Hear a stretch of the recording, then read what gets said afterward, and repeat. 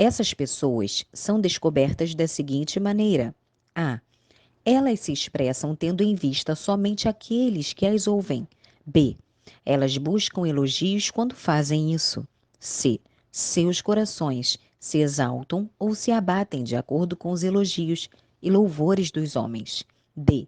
Elas gostam de orar de forma prolífica e, para consegui-lo, fazem repetições desnecessárias. Mateus 6:7. Elas buscam recompensas, mas essas consistem no aplauso vão dos homens. E, portanto, não lhes agrada entrar em seu quarto e orar em secreto, mas sim orar diante de outras pessoas. Porém, se alguma vez a consciência lhes impele essas pessoas a orarem sozinhas, a hipocrisia fará com que lhes ouça nas ruas, e quando a oração de suas bocas chega ao fim, acabam-se as suas orações, pois não aguardam para ouvir o que dirá o Senhor. Salmos 85:8. Uma terceira classe de orações que Deus não aceitará é a que pede coisas injustas, ou coisas justas, mas para gastar em seus próprios deleites, ou com a intenção de usar para fins injustos. Nada tendes, porque não pedis.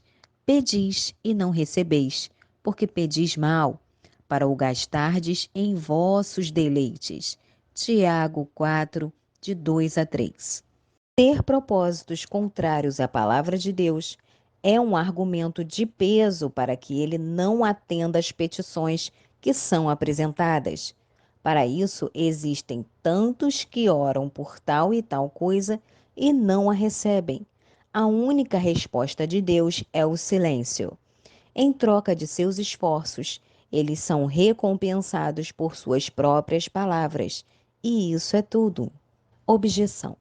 Mas não é verdade que Deus ouve a certas pessoas, ainda que seus corações não sejam conformes ao seu mandamento, como no caso de Israel, ao dar-lhes codornizes que eles usaram para satisfazer seus deleites? Resposta: se isso acontecer, é em juízo e não em misericórdia. Certamente, Deus lhe deu o que queriam, porém, melhor houvera sido para eles não haverem recebido, pois ele enviou magreza às suas almas. Salmos 106:15. Ai do homem a quem Deus responde dessa maneira.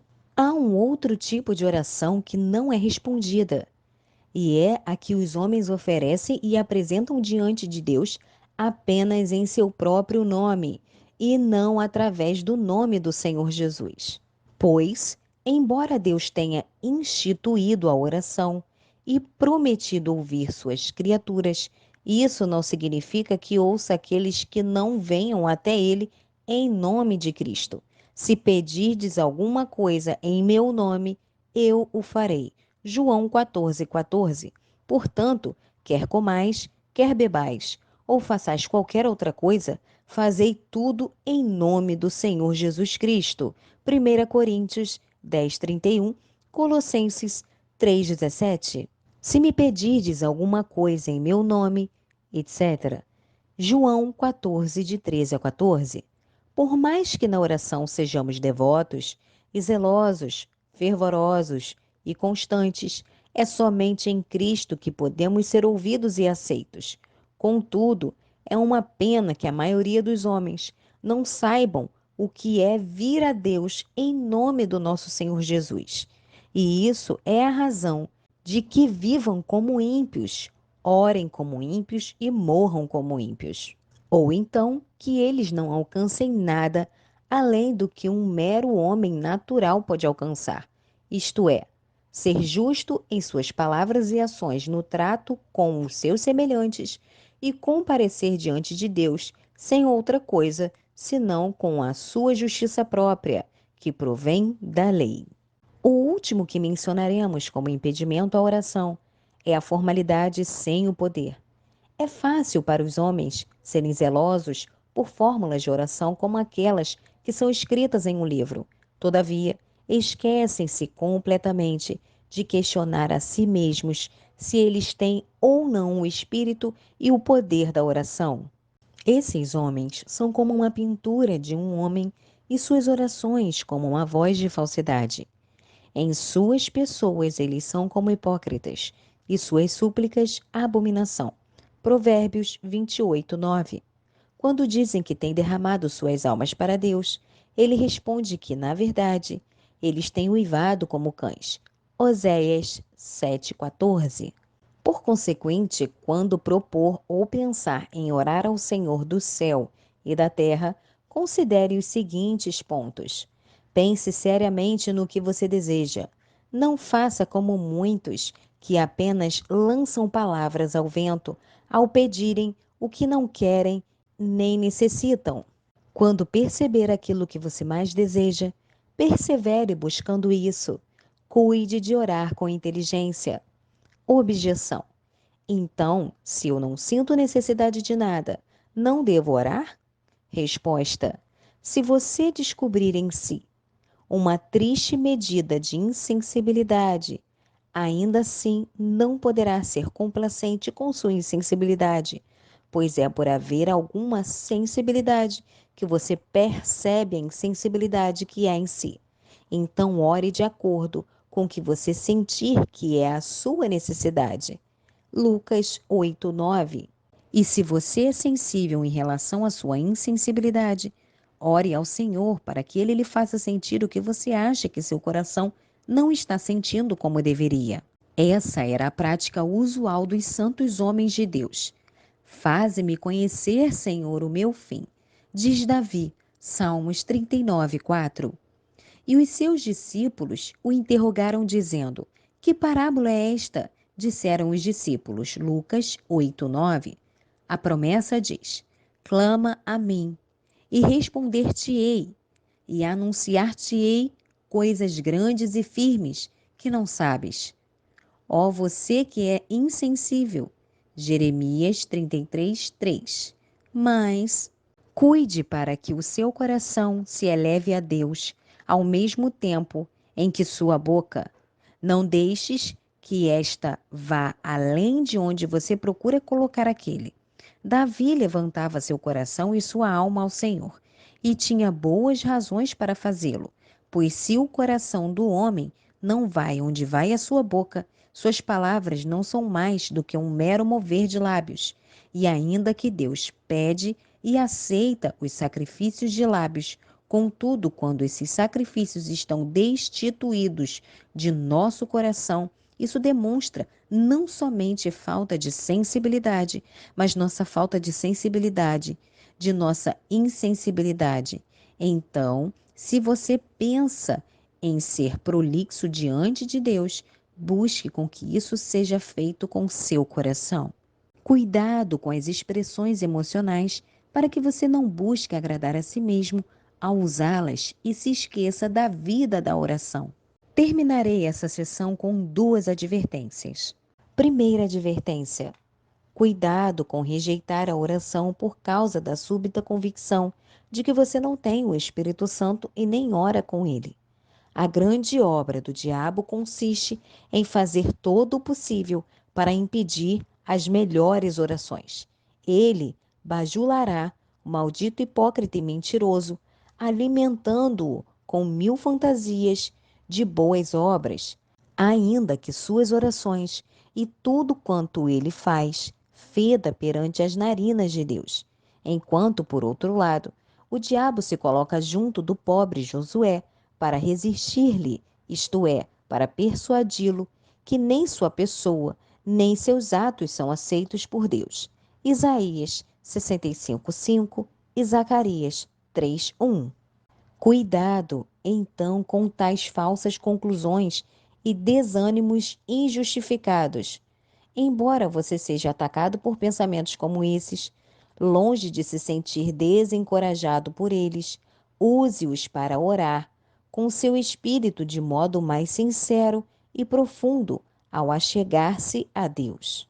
A você cabe, então, julgá-las, orar pedindo ajuda contra elas e prostrar-se ainda mais humildemente aos pés de Deus, sentindo a vileza e a corrupção de seu próprio coração como um argumento para implorar a graça que justifica e santifica, em vez de deixar-se abater pelo desânimo e desespero.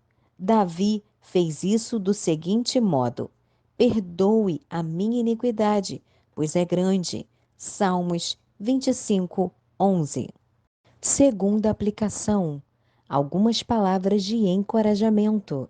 E, portanto, em segundo lugar, falarei uma palavra como forma de encorajamento para as pobres almas, tentas e rejeitadas, buscando encorajá-las a orar a Deus por meio de Cristo. Embora toda oração que é aceita por Deus, no que diz respeito à vida eterna, deva ser no Espírito, pois somente Ele intercede por nós, segundo a vontade de Deus. Romanos 8:27. Ainda assim, pelo fato de que muitas pobres almas podem ter o Espírito Santo operando nelas e levando-as a suplicar ao Senhor por misericórdia, embora devido à sua incredulidade, eles não são povo em quem Deus se deleita, contudo, porquanto a verdade da graça pode estar neles, os encorajarei quanto a algumas particularidades. O texto que se encontra em Lucas 11:8 é muito encorajador para a pobre alma que tem fome de Cristo Jesus. Nos versículos que vão de 5 a 7, contam a parábola de um homem que foi ter com seu amigo para pedir emprestado 3 pães, o que o outro lhe negou porque estava na cama. Mas, finalmente, por causa da sua importunação, se levantou e lhe deu o que pedia. Isto nos dá a entender claramente que, mesmo que as pobres almas, pela fraqueza de sua fé, não consigam ver que são amigas de Deus, jamais devem deixar de pedir, clamando diante de sua porta, em busca de misericórdia. Observem o que Cristo disse: digo-vos que, ainda que não se levante a dá-los, por ser seu amigo, levantar-se-á, todavia, por causa da sua importunação ou desejos impacientes, e lhe dará tudo o que houver mister. Pobre coração! Você clama dizendo que Deus não lhe tem em conta que ele é seu amigo, mas seu inimigo em seu coração por causa de suas obras más. Colossenses 1:21. E é como se você ouvisse o Senhor dizendo: não me incomode, não posso lhe dar. Como na parábola, Lucas 11, de 1 a 13. Mas eu lhe digo, continue chamando, clamando, suplicando e lamentando-se. Eu lhe digo, digo-vos que, ainda que não se levante a dar-los, por ser seu amigo, levantar-se-á todavia por causa da sua importunação, e lhe dará tudo o que houver mister. Da mesma forma que você viu na parábola do juiz iníquo e da viúva pobre, Lucas 18. A importunação dela prevaleceu sobre ele. E, de fato, minha própria experiência me diz que não há nada que mais prevaleça diante de Deus do que a importunação. Não é assim em relação aos mendigos que vêm à nossa porta? Mesmo que quando eles nos pedem pela primeira vez, não tenhamos o menor desejo de lhes dar alguma coisa, contudo, se continuam a lamentar-se e não saem enquanto não recebem uma esmola, então finalmente lhes damos alguma coisa, pois seus pedidos contínuos nos vencem. Acaso não há em você afeições que são mais e que ainda assim são vencidas por um mendigo importuno? Vá e faça o mesmo. A importunação é algo que prevalece e a experiência o confirma. Ele se levantará e lhe dará o quanto for necessário. Outra fonte de encorajamento para a alma que treme miseravelmente ao ser convencida de seu pecado é considerar o lugar, trono ou assento em que o grande Deus assentou-se para ouvir as súplicas e orações das pobres criaturas, que é o trono da graça. Hebreus 4:16. O assento de misericórdia. Êxodo 25:22. O que significa que nos dias do Evangelho, Deus estabeleceu sua morada na misericórdia e no perdão, e dali se propõe a ouvir o pecador e falar com ele como diz em Êxodo 25:22. E ali virei a ti e falarei contigo de cima do assento de misericórdia. Pobres almas, quão propensas são a ter pensamentos estranhos a respeito de Deus e de sua provisão para com elas, chegando precipitadamente à conclusão de que ele não as tem em conta, ainda que esteja sobre o assento de misericórdia, e assentou-se ali propositalmente, a fim de poder ouvir e atender às suas orações. Se ele tivesse dito: falarei contigo desde o meu trono de juízo, certamente você faria bem em tremer e fugir da face da grande e gloriosa majestade. Mas quando disse que ouvirá e falará com as almas desde o trono da graça ou desde o assento de misericórdia, você deve se sentir encorajado e esperançoso, ou melhor, animado a se chegar confiadamente a ele para alcançar misericórdia e encontrar graça para socorro em ocasião oportuna. Hebreus 4:16. Existe ainda outro motivo de encorajamento para continuar em oração a Deus, e é o seguinte: e chegamos ao final de mais essa parte do livro. Se inscreva no canal, já deixa o seu like, o seu comentário e compartilha com os amigos. Só li verdades, sempre ecoando a mensagem do Rei. Deus abençoe a sua vida.